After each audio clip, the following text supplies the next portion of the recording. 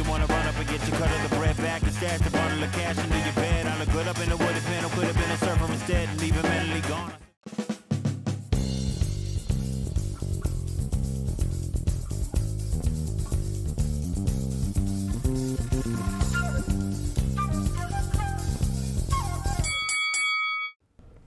So in 2015, you rejoined Grant. There was a period where you weren't together, right? Yeah. Because he got his pro license. That was later on, I think. But and then you had your pro debut at the back end of 2016.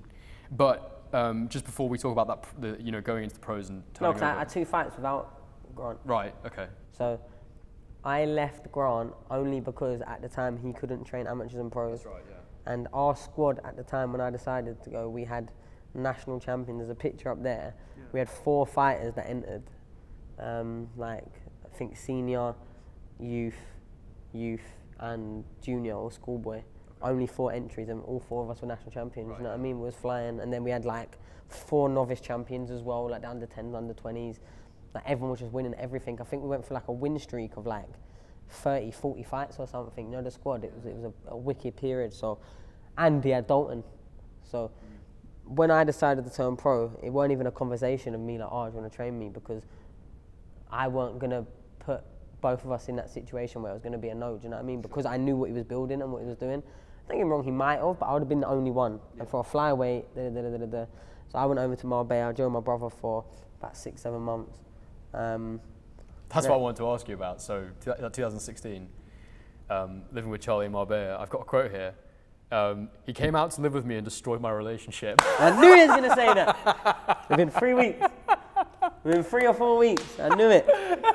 So can we get a detail? Can we get a? I guarantee, if I called him now, he'd thank me. Well, that might be true, but he just said that was what he said. And I'm not going to go too deep into it, but he owed me anyway. Okay. Not owed me. What did I do? I made it better when I beat Ryan Farag. Put it that way. Okay. I made it much better. He apparently you weren't a good roommate. Terrible. Apparently, there were some bins outside the complex. Can you tell me about this? Yeah, but I hope you're not trying to say it was all me that was doing this. This was our little thing, yeah. Because the bins were so far, yeah. The bins were so far. We'd put the bins in the back of the car, yeah, and then drive. And then obviously it started off with drives, get out, put them in there, and then it started they were big open bins, innit? So we was driving past at 30, 40 miles an hour, and I was going, yep, hanging out the window what? Oh, I missed, and just carried on driving, I'll be real. If we missed, we just carried on, I'll be real. We didn't go back and pick it up. Yeah, we're just dickheads, aren't we? Yeah. Dickheads. And do you remember Sky Bar?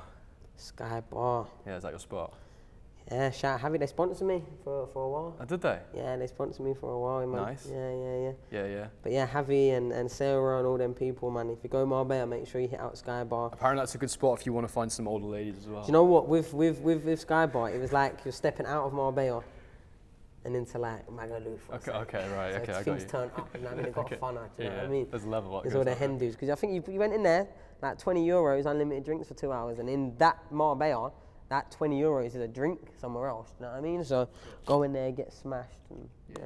But yeah, man, the older ladies, they used to intimidate me though, but they still do. They used to try and grab me up. I'll be raw. Wow. They used to try and get physical with me, but. You know what I mean, I just kept it stepping. I'm not even going to go into it, go on. Well, there was one adjective that was used about you, which was lurking, but... Lurking? Now, do you know what it was, yeah? I'll be real, yeah? And it probably helped the fact that it was in with the gym, because by being in with the gym, you knew all the managers, you knew all the owners, you knew all the doormen, of all of the places in Marbella. So, honestly, when we walked through there, you seemed like a little bit of a little celebrity. So if you had a girl by your side, they're thinking, what a massive door. So when I went over to Marbella, I was doing damage. I'll be real. Especially when I was going on holiday. When I lived there, the only time we went out was after Charlie flew back from Germany. Mm-hmm. We had a night out, and then 6-7 weeks later, he boxed Casemiro. That's the only night we went out when we was living there. Right. I was on it. I was going for my debut. Fair play. But then after that, when I moved back, I was going there 2-3 times a summer on a nonsense, on a party up. Still sparring though. Yeah. I was going out there, partying, going in, sparring, punching Ryan Farag up, and then going out partying again the same night. I had all the lads from the gym running around telling me I was punching him up and I made him look so stupid. Yeah, man. Fuck Farag, man. He's a prick anyway. Good times.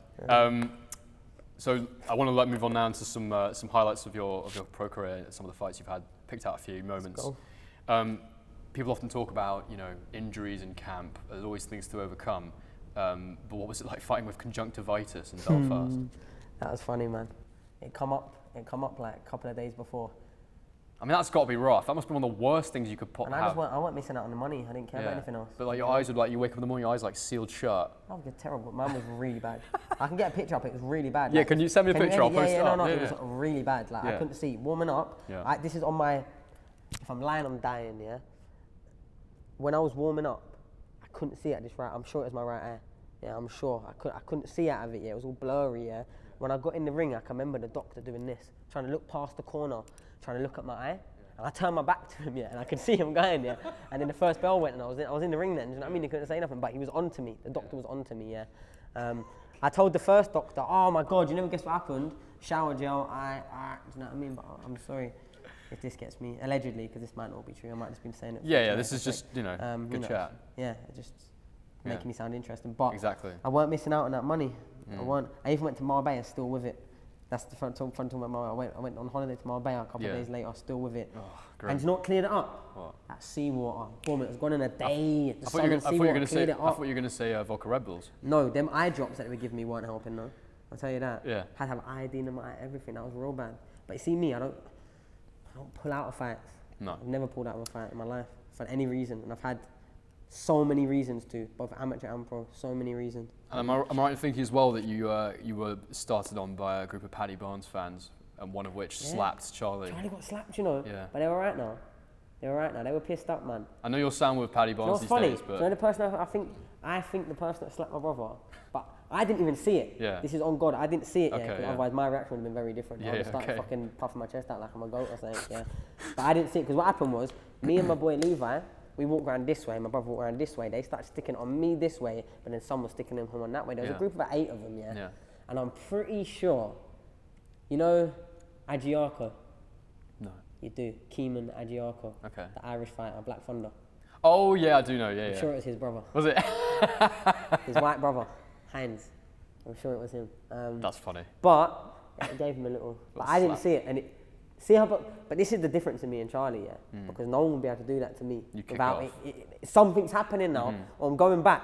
I'm finding you, and I'm hitting you over the head with something. And you're not doing it to me. Like genuinely, this is how I like. But this is probably why I've never been a bully victim, or I never. These are your rules for living, like someone. Yeah, because the moment that someone steps out, I step up and through them. Do you know what I mean? Yeah. I don't care that I'm 5'3". Like I learned that from my dad, man. If you stick it on someone first, as soon as they start being cheeky, they just usually dissipate. I've got a quote here which is from you. I'm quite elusive, quite spiteful. I love the whole showmanship. My hands are down, but I'm switched on. I feel like you really embodied that in the Ryan Farag fight. Yeah, I just wanted to make him look as silly as possible for as long as possible.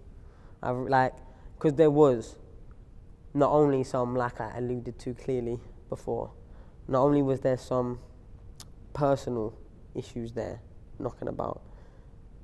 Like he tried getting into my head. An idiot. Like because one, he's not academically or he's not intelligent enough to really do that back to forth with me, and I made him look so stupid. But it did build up the fight well. But then even then on like the fight thing, he was trying to be all aggressive, like trying to get in my face, snarling and that. So I was just laughing at him. And then every time I made him miss, I was doing something. You know what I mean? Just natural. But he did draw that out of me. See how you haven't really seen a performance like that since? Because I haven't needed to. No one else has given me the reason to make. That was highly entertaining though. Yeah, but no one else has given me the reason. So anything I do it naturally. Like no one else has given me the reason to want to box like that. Yeah. So I haven't. Yeah. But it's there. Yeah, like he was so easy, I'll be real. Like he should never have dropped down to super flyweight, I don't think. Because when I sparred him the year before, don't get me wrong, I was coming in from nights out and that and still punching his head in for 6 rounds. But he was a lot physically stronger when he was getting hold of me. But in there, I felt stronger than him. I felt stronger than him, faster than him, fitter than him, everything. I think I just tranced him in every which way. I was pushing him back when I wanted to.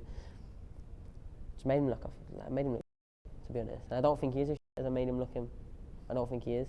I think he's half decent. Good of you to say. Yeah, nah, he's better than what I made him look, definitely. but I make a lot of people not look as good. Like you had people saying that Maruti weren't any good after I fought him, and I was scratching my head thinking. I didn't see anyone say that. I did. People Did you saying actually? it to me. You know, people saying, like obviously I see everything that gets said about me. Yeah, That's why I'm good at what I I've been do. told that I occupy a nice space on Twitter where everyone has nice comments, and I think I don't actually see as much of the negativity. Yeah, no, but obviously I get tagged in it all. That's true. But yeah. So then the fight with Junior Granados, that was your first time ever touching the canvas, Ever in my whole in any life. situation. To be fair, my brother had body shotted me a couple of times growing up, but that weren't like. Count, yeah. Nah, but you know, like I'm like 13, 12 kilo lighter than him, and I'd hit him with too many shots. He'd just back me up in the corner. Yeah. And I think more than anything, because I knew what was going there, I'd take a shot and just go down. And now he's taking the piss. Do you know what I mean? Yeah, yeah. But yeah, never ever really, never touched the ground ever in my So whole entire life. and what did that do for you? How would you look back on that? I was embarrassed that night. Right. I was really pissed off that night. And I snapped 2 ligaments in my ankle when I did that. So I had to box 8.5 rounds I remember with you saying complete, like I couldn't put weight on it for the next 6-8 weeks. That's insane. Yeah. The adrenaline just sort of carried through. And my adrenaline's a superpower. Yeah. This is why, like, I believe in my adrenaline that much that I feel like I can walk through the biggest shots in the world at my weight. I feel like you see me spar today. I can take a big shot and it's the next step forward. You know what I mean? should have paid for that spar. That was a good spar. Yeah, but like what I'm saying is, my drive goes up when I get caught with a shot, and it wakes me up.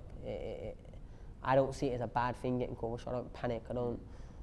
So yeah, like he put me down. I bounced straight back up because he hit me in the back of the head more than anything, and I just didn't see it coming. Right. But he was a good fighter. He punched as hard as anyone I think I've been in the ring with. Like just raw power. He punched very hard. But apart from that, quite limited. So then you won the British title against Marcel Braithwaite at the end of 2019, and I got a couple of quotes. You were definitely too relaxed in fight week. After the fight, you were very pissed off. After the fight, he was very pissed off that he got caught. You'd have thought he didn't win the fight. And then I've got another quote which says he watches his fights back straight afterwards and breaks it down. He'll watch them all night obsessively. I always, if I can watch my fight that night, if it's been uploaded, I'll watch it. Yeah. That's real. But I'm not someone that proper like goes over and over. Right. And even my Maruti fight, I probably only watched 2 or 3 times max. Right. Max, like. So that was an exaggeration from that person. Thank you for that. Yeah, but they probably think, because don't get me wrong, I'll get there, and like the first thing I want to do is watch my fight back. Yeah, okay, I get it. Do you know what I mean? That's the first thing I want to do. I want to watch it back. That is the first thing. So that's probably why they think that. But after the fight is done with, like I don't really. But yeah, that Marcel one, I don't know about me being too relaxed. Maybe because I thought I was gonna win, but like I've said it so many times. But for that fight, both my hands were smashed to bits weeks before. Like there was no way really I should have fought, but there's no way I wasn't gonna fight. Do you know what I mean? Yeah. So I honestly, by the second round, both my hands were gone. If you watch that fight, you can see me pulling my hand down. You can see me winch. You can see how I'm just sort of tapping the shots round, tap. Like both my hands, my knuckles were. You see me. I posted that after the TalkSport retweeted it and that.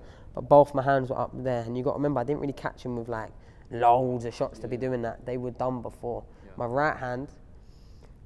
That was an issue for about 7 months previous. My last couple of fights, that was it. You know what I mean? But my left hand, I did spar on Charlie 3 weeks before. And I didn't throw another punch on pretty much anything until fight week. I did soft pads, you know, at the public workout, and didn't do nothing else.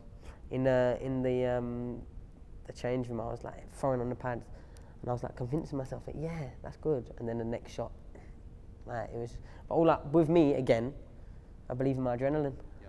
So patch me up, make sure I'm fit, get me in there, and then how I box, like I can make it really boring, especially my hands are hurting. Yeah. But getting put down was probably the best thing that happened to me in that fight. Because I was winning all the rounds, it was just a bit.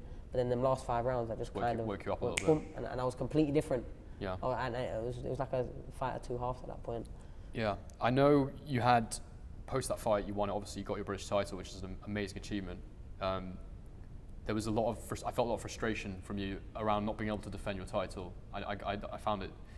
There was definitely a few comments about the board not being able to deliver you someone to defend against, basically. Yeah, every time I spoke to Robert Smith, I asked him, "You got me an opponent yet?" Yeah, and so you end up fighting Thomas Asomba after that.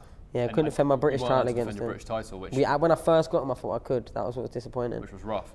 But what was so impressive about that fight was it was the first lockdown. Lots of fighters were coming back, and there was a hell of a lot of upsets around that time. But I distinctly remember watching you and thinking, that was one of the standout performances because you were completely unaffected by the layoff. It just seemed like you got in the ring and you just performed to a great level, and no one else was really doing that at that time, I thought. I think with me, I'm so conscious about never overthinking anything. So whatever it is, get on with it. Don't make excuses to yourself. Don't feel sorry for yourself. Don't think what ifs. It is what it is. Like, everyone, do you know, this generation that we're in, this society that we're in, like, and this might be a bit controversial, but this is just my mentality. It breeds the mentality of being able to, oh, well, if I just get someone to feel sorry for me, they'll do it for me, or if like, and I really think that, and I want to, and I've got to be sensitive when I know it's a provocative thing for a lot of people, but it's like someone will be sad and they'll start spouting mental health. It's like, no, mental health is a real issue, but do you know what I mean? It's like, and it's that sort of, you can't say anything about anyone, or or if someone goes absolutely crazy on something, acts in a way that is completely not acceptable, and then holds up the, oh, I've got a mental health card, everyone's not allowed to say nothing to them no more. Do you know what I mean? It's like, and I don't believe in any of that, me personally, not for myself anyway. That's all that's the only. Well, it sounds like you personally hold yourself accountable to things. Accountability, that is the key word, and if you don't have accountability, you don't have nothing in this day and age. And at the end of the day, this world is so horrible that, like, I don't get how everyone has the expectation that someone else is always going to come and smooth it over for them. Because I haven't had that for a long time. From 18, I've been sunny. Like, haven't really spoken to my dad too tough, and my mum's been in a wheelchair, brain damage, so I've been sunny on my own devices. Like you said, I lock myself up, I bottle things up, no one knows how I'm feeling, no one knows what I'm going through. I just deal with it. And through that, I get a lot of strength, I get a lot of inner strength, a lot of inner belief, because I can get through anything. There's been times I've been broke, not even able to, when I was a student, when I couldn't even withdraw £10 from the cash machine to get to the gym, so I had to miss 3 days training. Do you know, stuff like that? Like, I've had struggle in myself, both adult and child, so I mean, you get through it and then you just keep moving. So that's just how I look at things anyway. It's just how I navigate through this world. Because there's times I'll sit there and it'll be sad. I might not even know what I'm being sad about, but what's it doing for anyone? No one cares. When you get older, you realise no one cares about you. In the sense of, like, whatever you do, someone might make comment on it, someone might have an opinion on it. Whether they actually care, whether they go away from there and care about it is another thing completely. Because they've got their own 24 hours to deal with, their own problems, their own issues that take up the mentality, that take up a chunk of their energy. And really, or just like a side thought that is, you know, a glimpse into their day and then gone out their head again. So I just do my own thing, try and stay in my own lane and keep it moving. Cool. I want to now transition into talking about. We'll get to your world title fight. That's going to be the pinnacle of the interview. The pinnacle. But I want to talk now a little bit more about life outside of boxing and some of the things you've kind of been going through in your career outside of boxing and the build up to that point. If I was to read you these lyrics, I want you to tell me what comes to mind. I'm jealous. I'm overzealous. When I'm down, I get real down. When I'm high, I don't come down. I get angry, baby, believe me. I could love you just like that. And I could leave you just as fast. But you don't judge me, because if you did, baby, I would judge you too.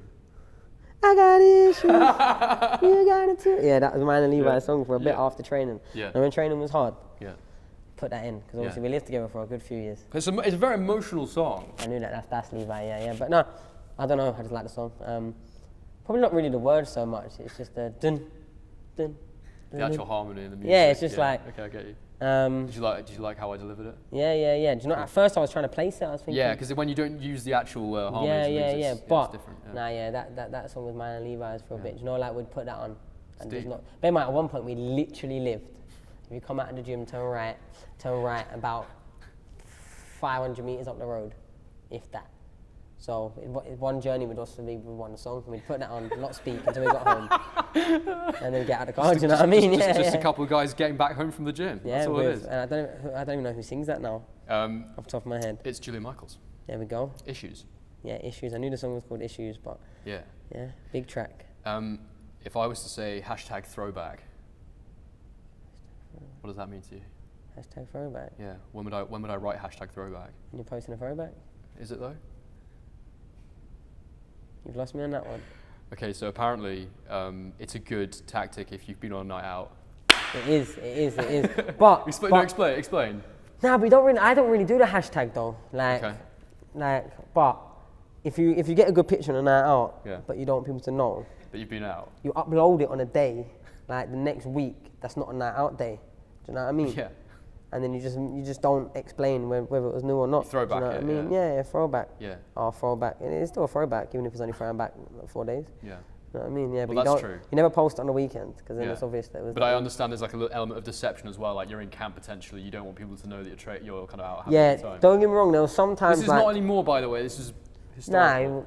Nah, but there'll be like sometimes like 7 weeks out, 8 weeks out. Yeah. Just nick a little night out and do you know what I mean? Still throwback. Yeah, little throwback. Yeah. Lovely. Throwback. And etiquette on a night out, social media blackout. Social media blackout. No phones, no snapping, because we turn up. Yeah. Like, if you come on a night, I've actually remember you coming on a night. We turn up, we turn the whole club upside down. Is that an invite? Yeah, man, come through. I'll come through. Yeah. Take the 5 hour trip down. We've had a few people come through the squad, and you know, I mean, relationships have been broken up, cities have been moved. You know, do you know how many people's girls don't like me? Yeah. Do you know what I mean? I don't know why, but it's always me that they don't like. It's interesting. It's always me that don't like, and I'm not even like a bad influence. I just, if someone wants to do something, I'll do it with them. Okay. I'm not a bad influence though. Something, yeah. Okay, Sonny, so I've got a quote and then it'll be your third gift. He's as childish as the kid, Chance. And I've got a gift for you. This is your final third gift. And it is a Dragon Ball Z t-shirt. Yeah, I love that. With the boy Goku on the front. Love that. I'm a fan. So there we go, that's for you. You can rock that. I love that. You remember when I had conjunctivitis? Yeah, you had the Dragon Ball Z Dragon Ball shorts. Z kit, yeah.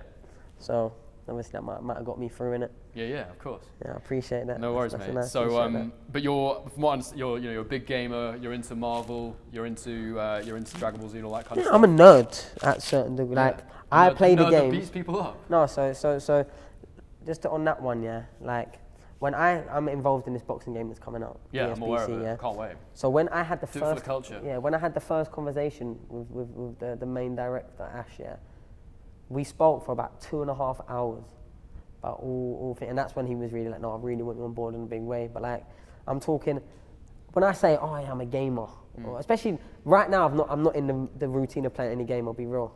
I'm just sort of watching. I'm on podcast at the moment. Yeah. And I'm opening my brain. Yeah. But when I That's do, always good. Yeah, I genuinely think you learn a lot from watching people for an hour repetitively. You just got to make sure you're not reinforcing what you already think. Yeah, of course. But that's what I mean. When someone's giving you new information all the time and making you think it's good. Sure. And only by sitting there for a long time. But anyway, where was I going with that? Yeah, I would not just play the games that, you know, FIFA, Call of Duty. I'm talking. Well, you're a Minecraft guy or something. Like when I was a bit younger at school, when it first was coming out, like some of the guys played it at school. It was never. I didn't like the building things. I'd go in there and I didn't really like it too much. But I'm talking the games. Yeah. It's not a game me and my brother were big on. RuneScape. Well, I knew COD 4, but I didn't know RuneScape. RuneScape. See, he was too embarrassed about that one. Hours. 99s. I'm talking millions on there. Talking. Yeah. I think I tried playing it once, but I just didn't get it. No. So I left it. That was on Miniclip, wasn't it? Nah. I think it was attached, but it was his own. Right, so I was an idiot. I played the attachment. But that was one of them. Miniclips are fun. As a bit older, Dota 2. Okay. So I'm talking like I played quite obscure, nerdy computer games. Yeah, you're playing gamer games. Yeah, proper. Halo Wars was one of my biggest on Xbox. I completed that. Got the highest rank online, which took literally about 3 years of banging it. Do you know what I mean? Like serious, like not just the stereotypical one. So obviously, when I was speaking about like that with the people, they was like, oh God, like for example, this game has got a Discord which has like at least 700-800 people online all the time. The Discord chat, this game, and thousands as a member. Yeah. I am the only licensed boxer in there. So I'm the only boxer in the game. I've got my own little like section, official fighter, and it's just me. I didn't know and that the picture is me with my pigtails. You know, like they've cut it out, and there's an emoji. Every time I go on there, I put 4 of that emoji in, and that's how I can tell people I'm there. And then they ask questions. But I'm the only one. Sonny, tell me, why are you so obsessed with season 2, episode 6 of Peaky Blinders? Which That's is the Epsom down races, ladies' day episode. It's just sick. Bear in mind, I like a lady. I like going to the races. Yeah. I've only been a couple of times, but I always like it. And I look good in the suit as well. Yeah. But yeah, it's just wicked. Bear in mind, Epsom is where we used to run. Yeah. Epsom Downs racetrack is where we do our runs 2-3 times a week. 4 laps of it. So I don't know, I just like it. But that episode, yeah, I just put on to watch that one, like on just a random one, like it's a film. Yeah. You know what I mean? I think that, that's just that. But it's the end of the season, isn't it? So everything went off in that episode. Yeah, serious episode, that one. Yeah, serious. And what is it? What's her name now? Who's the auntie, man? Anyway, the auntie, Auntie Poe, I think. Is it Poe? She kills the Irish bent detective cop, whatever you want to call him. And when he tries to like get a bit feely up with her and that, and he gets blasted in the chest in a little store, it's good, man. It's good. Good episode. I want to quickly touch on Marbella 2018 because I mentioned Lineker's nightclub in the intro. From what I understand, it was just constant on the Vodka Red Bulls. You know what the wickedest thing about that is? What? Yeah. In certain places, yeah, that being one of them, yeah, we was very good friends with like all the bar boys. So Baba Jack. Yeah, so this is what I was going to ask you. So Baba saw you talking to some girls. Ran over with the bottles. Every time. And apparently you were on it in a big way. And there was one night where Levi tried to send you home, and then 2 or 3 a.m. you had like a miracle recovery. Oh yeah, I do that. I come back if I think I was catching your second win, basically. Boom. And I think we had an excellent finish that night as well, to be honest. But but you see that's what I was about to say. So Baba, there's loads of boys. I'm not going to list them all yet, but like we was going. So because of that, obviously lived over there before, relationships and whatnot. Like we'd go out there, but we'd be with all like the workers as well. So like obviously they know how to party, them lot. Do you know what I mean? But anytime like the Linekers was the worst for it, yeah. So if they seen us with like girls, they always gave us like a spot, they always gave us a section every time we was in there. If they saw us talking to a girl, they would just send like 10 bottles over. All flyers, lights, everything, yeah. To the point of, most nights we drink like 1 or 2 of them, and I'm carrying them back like, yo, just take them back, man. Yeah, you know what I mean? We don't need this much, you know what I mean? Like chill. Like, wouldn't let you pay for them. Like, but proper looked after. So shout out Linekers, man. And Bijou as well, that was our other spot next to it. It's all part of the same group. You know, Dan Judd, Baba, all the boys, man. Do you remember watching boxing with Kenny Porter at the casino? Yeah. So can you tell me a bit about that? It's a mad night actually, because she wasn't then, but she is now. So me and Levi, this is the true story, and because my baby mum knows, I'm gonna say it. Yeah. Okay. So was in a club just after one of our fights, and one of us fought not too long before, and Dave Allen was fighting Leroy Thomas at Sheffield. And when it got cut and got called straight away, yeah. So we went clubbing, was in Paris. Within 20 minutes, the now mother of my child walked in, and then another girl that I, let's just say, knew. Okay. But you know what I mean? It was let's just say it was hot for me in there. Yeah. So obviously me and Levi, yeah. I tried it for about half an hour. Yeah. I do it. You know, when you got 2 or more girls you're speaking to in the same venue, yeah. No. Every man will always try, yeah, to do I can pattern this, and it starts getting hotter, and then it's too many spinning plates. So we chipped out, went to the casino instead. Yeah, it was about 2 a.m. and then we sat down. But obviously I had my now baby mum, and she had her friend, and Levi was there, and we just sat down, and then we'd seen him, but obviously we'd met when I boxed on a Javonta Davies bill, and then me and Sean Porter did like an interview. Just because he's Showtime, my name was Showtime, he was there. But he gave me some real like piece of his time, and I really appreciated them. He seems like a really cool guy. So much time. Always said that we're welcome to come out. There's something I'd love to wear. I'd love to go and train as well in Vegas with them. But at first, yeah, we was like, oh, can we just get a picture? And you could tell like he just wanted to watch the boxing. There was a few probably idiots there trying to get his attention, just wanted to watch the boxing. And then he was the table behind us. So then obviously the boxing started or was around to. And we just carried on looking. I'm not trying to intrude on the night. He was there on his own as well. He was there just to watch the fight. It was Ortiz versus Wilder. I think when Wilder stopped him in like the 9th round, I think it was that one, yeah. And then, but like he stopped, but then obviously, like he just kind of come into the conversation, and for about 2.5 hours, yeah, me and Levi were just chatting boxing, and he schooled me on like a lot of things just in conversation that I remembered and learned, and he was telling me about, you know, Sean's position in governing bodies and how they work in it, and then it all worked out because he ended up winning the world title that he wanted to. So, like that was a wicked night now to think about. We was there till like way after the fight had gone. Yeah. Like the fight had long stopped, and we were still there chatting, and Yeah, so a big shout out to Kenny, man. He's a legend, and Sean as well. Like, I mean, I'm one of them, yeah, because I'm a fan, and this is what I always try and say, yeah, like. I How can I go feel off you're on a Twitter. fan. I really feel you're a fan. Like, Yes, you but- get that feeling from you. But It's so nice. how I go off on Twitter and stuff like that, yeah, like when certain people like touch certain like sensitive, especially when I'm just being fanboy mode as well. Like Yeah, I'll be like, I'm jumping on boxing Twitter like Yeah. everyone else would. If I want a boxer, I'd probably be one of them opinionated fans. Well, that's what I thought. Yeah, I had that feeling. So like when, for example, Conor Ben was calling out Sean Porter, like, I just had to, you know, like that, like, because it just touches me somewhere here. Do you know what I mean? And I want to stand up for what Well, I you're like think's a fan right. of that Like fighter, Rigondeaux, so- no one can say nothing bad about Rigondeaux. That's right, yeah. I get so angry at that one. Just because everyone, if you know boxing, you know that boxing's not been good to him. Not 1% has it been good to him. No. So just understand that, innit? And yeah. I'm a Absolutely. fan. When I'm a fan of someone, I'm a big fan. I'm a loyal fan. I'm a supporter. Absolutely. I like seeing them do well. So I just want to talk now about becoming the champ. We've talked a little bit about like some of maybe the looser attitudes around going out and stuff like that in camps before, and you can see in your physique for that fight, things were taken very, very seriously. It was probably, would it be fair to say, the first time you'd really gone for it with a camp for a fight? Yeah, definitely.